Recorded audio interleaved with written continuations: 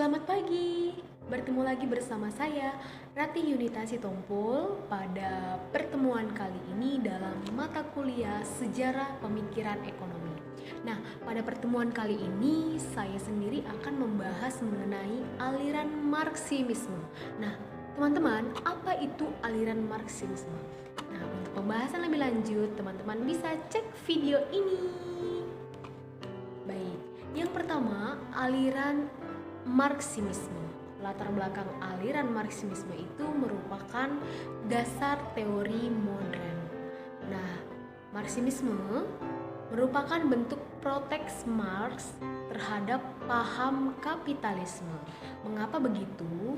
Karena Marxisme sendiri atau Marx sendiri menganggap bahwa kaum kapital mengumpulkan uang dengan mengorbankan kaum proletar. Oke, yang selanjutnya itu akan aku bahas lagi mengenai pengertian Marxisme. Nah, Marxisme itu sendiri adalah sebuah paham yang berdasarkan pada pandangan-pandangan Karl Marx.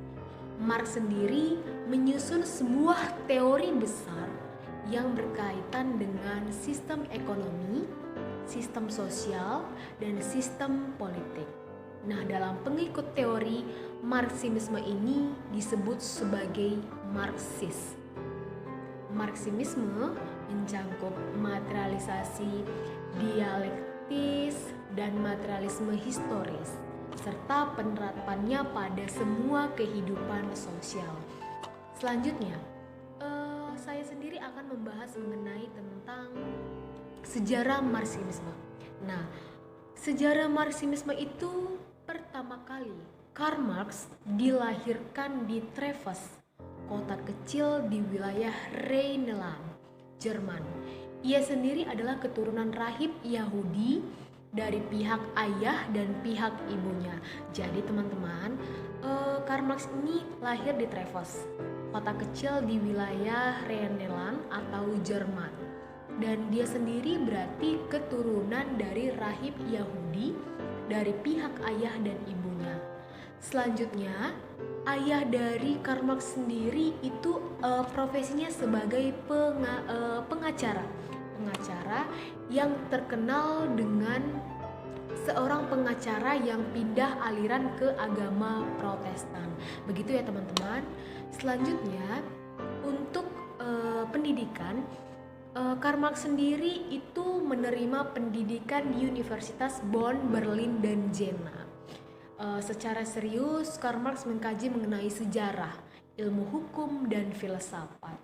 Selanjutnya, untuk mengenai status pernikahan oleh Karl Marx sendiri, tahun 1843 itu Karl Marx menikah dengan Jenny von Westphalen yang dikaruniai 6 orang anak dan 3 diantaranya meninggal pada usia dini. Berarti Karl Marx itu dikaruniai 6 orang anak, 3 yang meninggal pada usia dini. Begitu ya teman-teman. Oke, untuk selanjutnya saya akan membahas mengenai setelah pernikahan dari Karl Marx. Berarti termasuk salah satu sejarah dari Marxisme sendiri. Oke, setelah menikah mereka pergi ke Paris sehingga Karl Marx sendiri dapat berhubungan dengan banyak pemikir sosialisme di Prancis. Begitu ya teman-teman ya. Selanjutnya pada tahun 1843 terjadi revolusi di Jerman. Marx kembali ke tanah airnya di Rhineland untuk ikut serta dalam gerakan tersebut. Namun pada akhirnya gerakan revolusi Jerman gagal dan Marx kembali terbang ke London untuk menghabiskan masa hidupnya. Begitu ya teman-teman. Jadi pada tahun 1848 itu Karl Marx mengikuti gerakan revolusi di Jerman dan dia harus berangkat lagi ke negara asalnya untuk mengikuti gerakan tersebut. Dan selanjutnya pada tahun 1864 Asosiasi Pekerjaan Internasional didirikan di London dengan tujuan adalah menjadi lembaga yang mewakili proletariat dari semua negara dengan cepat. Marx menjadi kekuatan dominan dalam organisasi tersebut. Jadi pada tahun 1864 Karl Marx itu mendirikan pekerjaan internasional di London dengan syarat menjadi lembaga yang mewakili proletariat dari semua negara dalam organisasinya baru yang ada didirikan beliau sendiri di London. Itu terjadi pada tahun 1864. Selanjutnya, Marx sendiri dari sejarah-sejarahnya itu Marx sangat anti agama karena dia sendiri memiliki filsafat yang didasarkan pada metafisika materialistis, karena Marx sendiri berpendapat bahwa agama adalah hasil proyeksi keinginan manusia, dan Marx berpikir bahwa keinginan yang timbul di tengah-tengah manusia tertentu didapat dalam hubungan kemasyarakatan. Jadi di sini Marx itu adalah seorang yang anti agama karena dia berpikir secara metafisika dan dia berpendapat bahwa manusia itu hidup di tengah-tengah kehidupan, tapi yang didapat semuanya hanya dalam hubungan kemasyarakatan. Begitu ya teman-teman. Selanjutnya pengaruh Marxisme sendiri. Nah, di sini saya akan menjelaskan teman-teman mengenai apa aja sih pengaruh dari Marxisme sendiri. Oke ya, mengenai pengaruh dari Marxisme. Yang pertama itu Karl Marx. Salah satu alasan Marxisme merupakan sistem pemikiran yang amat kaya adalah bahwa Marxisme memadukan 3 tradisi intelektual, yaitu filsafat Jerman, politik, dan Prancis. Jadi kenapa dibilang dasar pemikiran modern? Karena Marx sendiri itu memadukan 3 tradisi intelektual antara filsafat Jerman dan Prancis dan politik Inggris begitu. Jadi ada 3 yang dipadukannya antara filsafat Jerman, politik Prancis, dan politik Inggris begitu ya teman-teman. Selanjutnya mengenai tradisi Hegel. Nah, tradisi Hegel sendiri itu dalam teori ini Marx itu dipengaruhi oleh Hegel. Jadi dalam teori ini ya teman-teman, Marx itu sangat dipengaruhi oleh Hegel karena dia menggunakan terminologi Hegel, dan disebutkan satu persatu ide Hegelisme itu juga menjadi isi penting dari Marxisme. Yang pertama, isinya itu adalah realitas bukanlah suatu keadaan tertentu, melainkan sebuah proses yang telah berlangsung. Jadi yang pertama, realitas itu mengenai tradisi Hegel ini, yang pertama teman-teman, bahwa realitas bukan suatu keadaan tertentu, melainkan suatu proses sejarah yang sedang berlangsung. Nah, yang kedua, itu aku akan menjelaskan dari tradisi Hegel ini, realitas itu merupakan suatu proses sejarah yang berlangsung. Kuncinya untuk memahaminya itu adalah memahami hakikat perubahan sejarah. Jadi teman-teman, salah satu ide dari Hegelisme ini yaitu ketika realitas merupakan proses sejarah yang sedang berlangsung, kuncinya untuk memahami dari realitas itu sendiri adalah memahami hakikat perubahan sejarah. Jadi teman-teman, dalam tradisi ini, teman-teman, yang pertama kuncinya untuk memahami ini yaitu adalah memahami arti dari perubahan sejarah itu sendiri. Nah, yang ketiga, perubahan sejarah tidak bersifat acak, melainkan mengikuti suatu hukum yang ditemukan. Yang keempat, hukum perubahan itu adalah dialektika. Dialektika yaitu pola gerakan tradik yang terus berulang antara tesis, antitesis, dan sintesis. Antara apa teman-teman? Tesis, antitesis, dan sintesis begitu ya.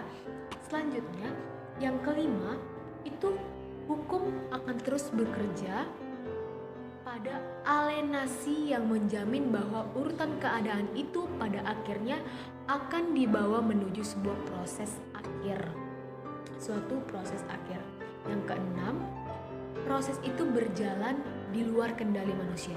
Berarti proses-proses yang berjalan dalam tradisi Hegel ini itu bukan dikendalikan oleh manusia, di luar kendali manusia, karena bergerak di dalam hukum-hukum internalnya tersendiri. Begitu ya teman-teman. Selanjutnya yang ketujuh, itu proses itu akan berlangsung mengikuti tercapainya suatu situasi. Begitu ya teman-teman. Selanjutnya yang kedelapan, ketika situasi tanpa konflik sendiri, manusia tidak lagi terbawa oleh arus-arus kekuatan yang bekerja di luar kendali mereka. Berarti mereka tidak akan terbawa arus-arus yang diikuti dengan kendali mereka. Begitu ya teman-teman. Selanjutnya yang ke-10 itu, bentuk masyarakat ini yang memungkinkan kebebasan dan pembunuhan diri itu bukanlah masyarakat yang terpecah-pecah. Jadi dari ke-10 semua itu, kuantitas material yang semakin kompleks bisa berubah menjadi kualitas yang baru. Berarti dalam teori ini teman-teman, itu banyak sekali perubahan. Jadi tujuannya adalah untuk memahami, seperti kata kuncinya yang di awal tadi, pada yang kedua tadi itu kuncinya adalah memahami dari setiap perubahan yang terjadi, perubahan sejarah yang terjadi. Begitu teman-teman. Oke, selanjutnya aku lanjut mengenai ilmu ekonomi sebagai dasar. Mengenai ilmu ekonomi sebagai dasar, menurut Karl Marx sendiri, hal yang paling penting atau hal yang paling mendasar dilakukannya yaitu manusia agar dapat hidup adalah mendapatkan sarana untuk tetap bertahan hidup. Jadi menurut ilmu ekonomi dalam aliran teori Karl Marx ini atau Marxisme ini, Karl itu berpendapat bahwa hal yang paling mendasar dilakukan manusia yaitu untuk tetap hidup, yaitu mendapatkan sarana untuk tetap bertahan. Jadi apapun yang bisa menghasilkan pangan, sandang, papan bagi mereka untuk memenuhi kebutuhan dasar mereka sendiri. Jadi dalam sejarahnya tadi seperti yang saya sebutkan di awal, bahwasannya Karl Marx ini merupakan salah satu seorang yang anti agama, dan dia hanya berpendapat bahwa kehidupan itu berlangsung di tengah-tengah kehidupan antara hubungan kemasyarakatan seperti ini. Dan dia berpikir bahwa dalam saling ketergantungan ini, masyarakat ini, setiap orang ditentukan hubungannya dengan sebagai sarana produksi. Apa yang kulakukan seorang diri untuk penghidupanku menentukan sebagian besar pokok yang akan kujalani dalam kehidupan ini. Jadi teman-teman, Karl Marx ini berpendapat bahwa hubungan manusia itu merupakan dasar terpenting dalam menjalani setiap aktivitas kehidupannya. Karena seperti motonya tadi di awal, bahwasannya hal yang paling mendasar bagi manusia untuk tetap hidup itu adalah bagaimana cara untuk bertahan hidup. Begitu ya teman-teman. Baik, selanjutnya dalam saling ketergantungan ini atau dalam teori yang dikemukakan oleh Karl Marx sendiri, itu cara pandangnya akan membentuk kelas-kelas ekonomi yang menyebabkan timbulnya konflik di antara kelas-kelas itu. Jadi dia berpendapat tadi bahwasannya hubungan manusia itu adalah yang terbaik daripada agama, gitu ya teman-teman. Jadi dengan cara pandang itu yang dikemukakan oleh Karl Marx ini, yang antara sikap saling ketergantungan tadi itu banyak sekali menimbulkan konflik di antara kelas-kelas ekonomi tadi. Selanjutnya itu aku akan jelasin apa aja aliran-aliran dari Marxisme. Aliran-aliran dari Marxisme sendiri itu adalah materialisme. Nah, dari kata materialisme itu adalah material. Awalnya adalah material. Nah, konsep Marx tentang materialisme itu tentang materialisme sejarah itu adalah bahwa sejarah manusia sejak zaman primitif dibentuk oleh faktor-faktor kebendaan. Nah, dari bahasanya aja teman-teman sudah tahu. Material berarti dia kebendaan, begitu ya teman-teman. Dalam aliran ini kita perlu memahami paham materialisme Marx. Materialisme adalah paham serba benda. Berarti dalam aliran materialisme ini identik dengan kata benda. Dari katanya di awal tadi adalah materialisme material atau yang lebih banyak itu dibentuk oleh faktor kebendaan. Primitif yang dibentuk oleh faktor kebendaan. Begitu ya teman-teman. Selanjutnya mengenai materialisme ini, Marx sendiri berpendapat bahwa hubungan-hubungan sosial sangat erat kaitannya dengan kekuatan-kekuatan produksi dalam menciptakan kekuatan produksi baru manusia yang akan mengubah bentuk-bentuk atau cara produksi mereka. Jadi, materi baik dalam bentuk model kekuatan-kekuatan maupun alat-alat produksi merupakan basic. Sedangkan kehidupan sosial, politik, agama, seni, dan negara dalam segala dinamika dan perkembangannya merupakan suprastruktur. Jadi teman-teman, materi itu yang berupa modal-modal kekuatan, habis itu alat-alat produksi itu merupakan basicnya. Jadi seperti kehidupan sosial, politik, agama, dan sosial budaya itu merupakan perkembangan yang merupakan bentuk suprastruktur, gitu ya teman-teman, merupakan bentuk suprastruktur. Baiklah, aliran yang kedua dari Marxisme itu adalah aliran sosialisme. Dari kata-katanya saja teman-teman mungkin sudah memahami. Sosialisme artinya sosial, berarti yang mencangkup sebuah masyarakat yang tersusun atas individu-individu yang diatur dan otomatis yang mengabaikan apakah mereka memiliki pendapatan yang cukup atau tidak. Tapi berbeda teman-teman, pada aliran ini dalam konsep sosialisme Marx ini, individu berpartisipasi secara aktif dalam perencanaan dan pelaksanaannya. Pendeknya merupakan perwujudan demokrasi politik dan industrial. Jadi teman-teman, bagi Karl Marx sendiri, sosialisme ini tidak kurang dari menciptakan kondisi-kondisi untuk mencapai kebebasan. Tetapi dalam arti kebebasan itu maknanya adalah jauh lebih radikal daripada yang dipahami oleh demokrasi yang hidup pada saat itu.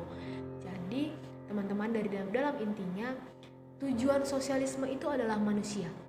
Berarti dalam sosialisme manusia. Tapi yang sedikit membingungkan gitu. Biasanya sosialisme itu adalah interaksi antara manusia yang satu dengan manusia yang lainnya. Berarti sosialisme hubungan, begitu ya teman-teman, terciptanya hubungan. Tapi dalam aliran ini, sosialisme itu bukanlah sebuah masyarakat yang tersusun atas individu-individu yang diatur oleh otomatis, yang mengabaikan apakah mereka memiliki pendapatan yang cukup atau tidak.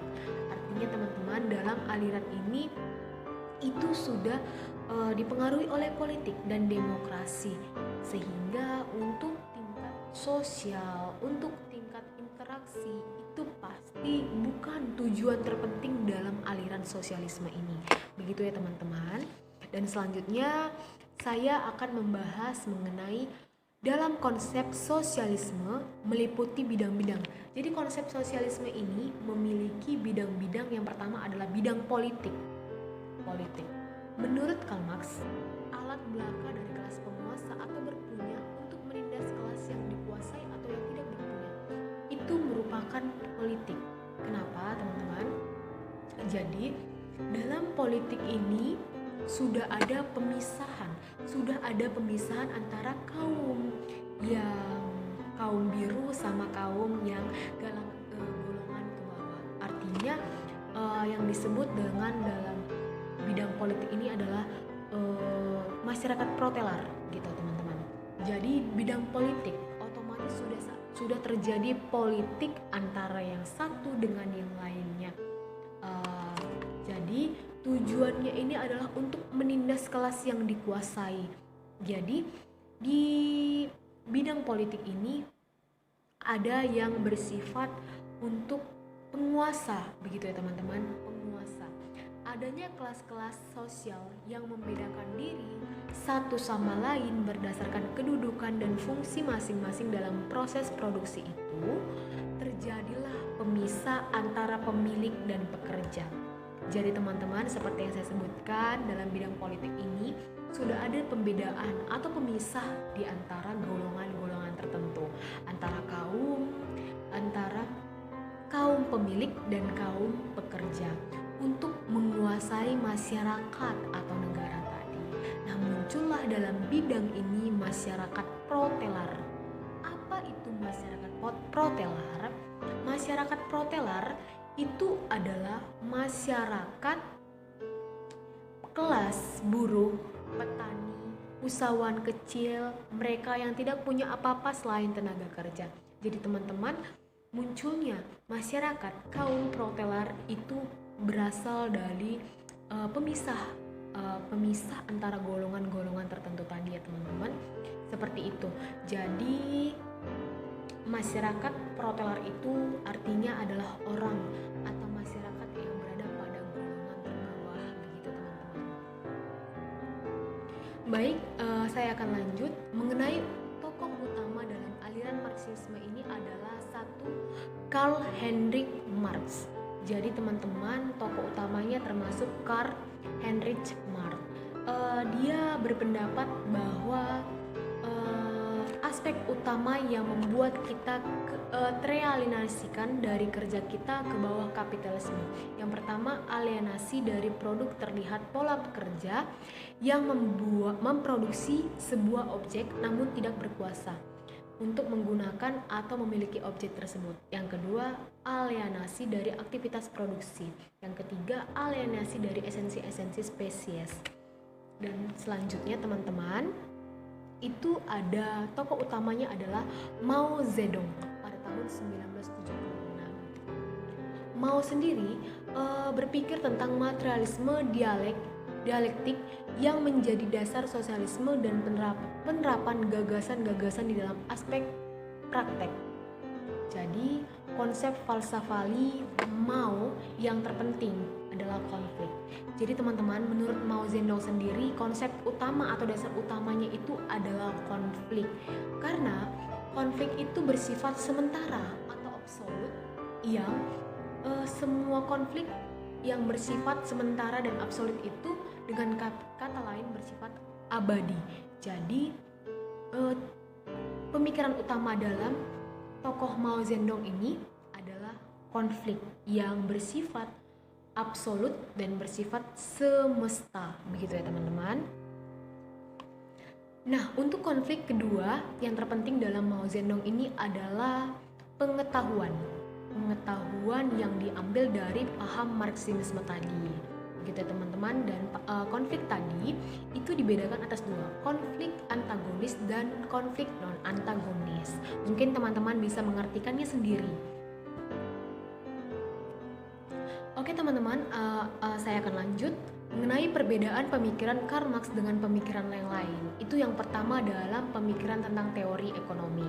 Kenapa? Karena Marx sendiri menjelaskan bahwa ekonomi adalah faktor yang terpenting di dalam masyarakat apapun. Jadi pemikiran ekonomi termasuk dalam hal perbedaan pemikiran Karl Marx dengan pemikiran lain. Karena menurut Karl Marx, ekonomi itu adalah faktor yang paling terpenting di dalam masyarakat apapun itu, begitu teman-teman. Oke teman-teman, selanjutnya tentang teori materialisme sejarah. Seperti katanya, materialisme itu berasal dari paham serba benda. Jadi materi baik dalam bentuk modal, kekuatan-kekuatan maupun alat produksi merupakan basic yang menentukan kehidupan sosial, politik, filsafat, dan agama. Bukanlah cara berpikir manusia yang menentukan perubahan sosial dan sejarah, melainkan bagaimana hubungan-hubungan produksi materialnya. Yang selanjutnya, teori revolusi. Bahwa dalam teori revolusi ini, Marx sendiri meyakini bahwa kaum proletar memiliki kesadaran tertinggi untuk melakukan revolusi. Artinya revolusi ini adalah perubahan. Jadi Marx sendiri seperti pemahamannya di awal tadi, bahwa kunci terpenting dalam dalam suatu kehidupan atau negara itu adalah ini memikirkan perubahan sejarah. Artinya sebuah perubahan sistem sosial hanya dapat terjadi melalui kekerasan. Tapi bedanya teman-teman, perubahan ini yang disampaikan oleh Marx sendiri meyakini bahwa kaum proletar memiliki kesadaran tinggi untuk melakukan revolusi. Artinya revolusi itu perubahan. Namun perubahan itu hanya dapat dilakukan sesuai dengan hanya dengan kekerasan saja. Karena menurut dia, teori filsafat harus menjadi praktis yang mampu mendorong adanya perubahan. Artinya teman-teman, menurut teori tadi, jika tidak dengan kekerasan, maka tidak terjadi perubahan begitu. Jadi harus dikerasin terlebih dahulu, maka akan timbul perubahan atau revolusi tadi. Jadi kesimpulan dari materi ini, Marxisme adalah sebuah paham modern, sebuah paham yang menyusun sebuah teori dasar yang berkaitan dengan sistem ekonomi, sistem sosial, sistem politik, dan pengikut dalam teori ini disebut dengan Marxis. Jadi, Marxisme itu mencangkup materialisme dialektis dan materialisme historis, begitu ya teman-teman. Jadi menurut Karl Marx sendiri, hal yang mendasar harus dilakukan manusia agar tetap hidup adalah mendapatkan sarana untuk tetap bertahan hidup. Jadi menurut Karl Marx, bahwasannya hal yang paling mendasar dalam menjalani hidup itu adalah mencari sarana bagaimana untuk tetap bertahan hidup dan untuk tetap menghasilkan pangan, sandang, dan papan bagi mereka untuk memenuhi kebutuhan hidup tadi. Oke teman-teman, sekian hasil dari diskusi atau mengenai pengajaran mengenai teori aliran-aliran Marxisme. Terima kasih. Apabila ada kesalahan, saya sendiri mohon maaf. Terima kasih. Saya pamit mengundur diri. Saya dengan Rati Sitompul. Minta maaf apabila ada kesalahan. Dan sampai bertemu di lain waktu.